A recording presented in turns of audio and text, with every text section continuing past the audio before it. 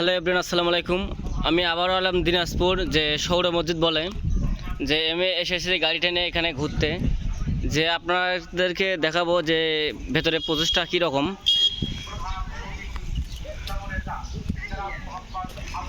যে ডান পাশে আমি প্রথম দেখাইতেছি যে কি লুকটা দেখাই যাইতেছে যে আগেকারের মসজিদ।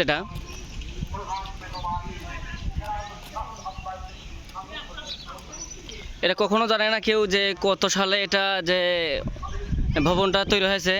যে এটা সবাই বলে যে এটা আল্লাহর দান, যে এটা আল্লাহর কুদরতে এখানে যে এটা তৈরি হয়েছে।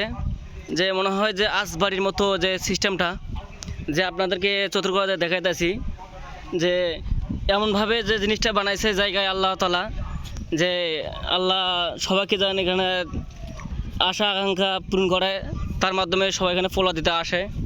যে ওই পাশে একটা পুকুর আছে, পুকুরটা আমি দেখাবো, যে বিরাট বড় একটা পুকুর।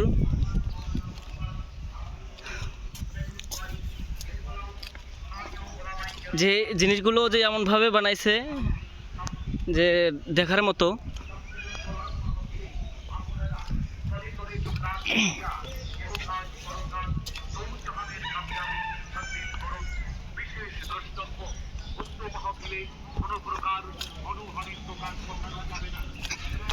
এটা আপনার হিল্লি রোড, যা অনেকজনে বলে এটা হলে আপনার যে ওই বর্ডার রাস্তা।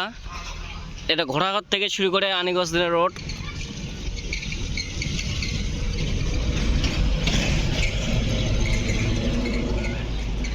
যে আপনারা দেখতে পাচ্ছেন গাইস,